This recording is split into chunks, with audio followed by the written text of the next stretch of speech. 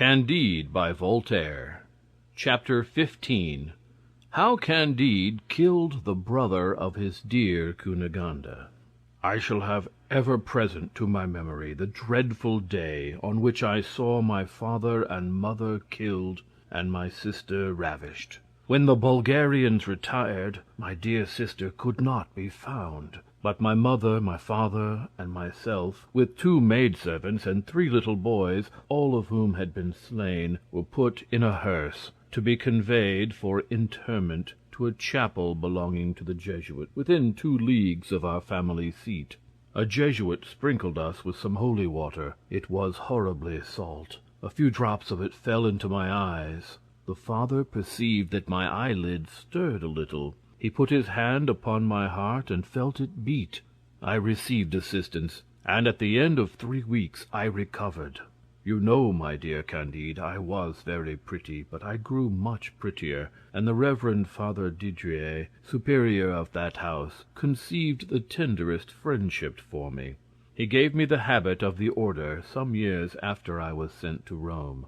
The Father General needed new levies of young German Jesuits. The sovereigns of Paraguay admit as few Spanish Jesuits as possible. They prefer those of other nations as being more subordinate to their commands. I was judged fit by the Reverend Father General to go and work in this vineyard. We set out, a Pole, a Tyrolese, and myself.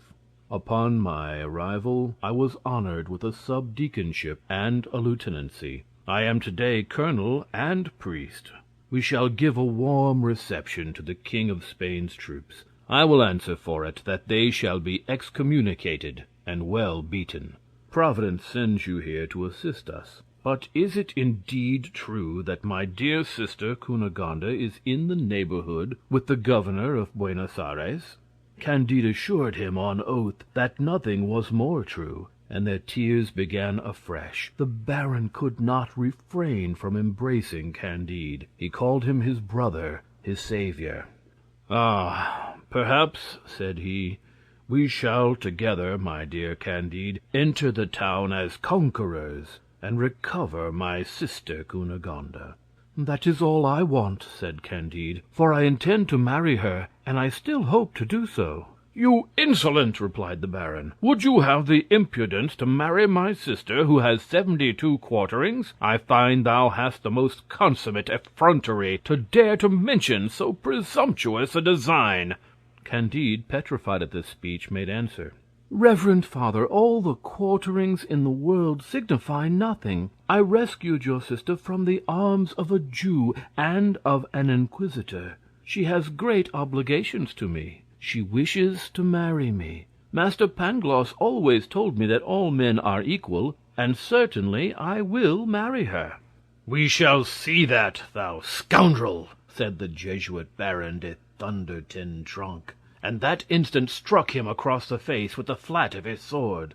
Candide in an instant drew his rapier and plunged it up to the hilt in the Jesuit's belly, but in pulling it out reeking hot, he burst into tears. "Good God," said he, "I have killed my old master, my friend, my brother-in-law. I am the best-natured creature in the world, and yet I have already killed 3 men, and of these 3, 2 were priests." Cacambo, who stood sentry by the door of the arbor, ran to him. "We have nothing more for it than to sell our lives as dearly as we can," said his master to him. "Without doubt some one will soon enter the arbor, and we must die sword in hand." Cacambo, who had been in a great many scrapes in his lifetime, did not lose his head. He took the Baron's Jesuit habit, put it on Candide, gave him the square cap, and made him mount on horseback. All this was done in the twinkling of an eye. "Let us gallop fast, master. Everybody will take you for a Jesuit going to give directions to your men, and we shall have passed the frontiers before they will be able to overtake us." He flew as he spoke these words, crying aloud in Spanish, make way for the Reverend Father Colonel." Chapter 16.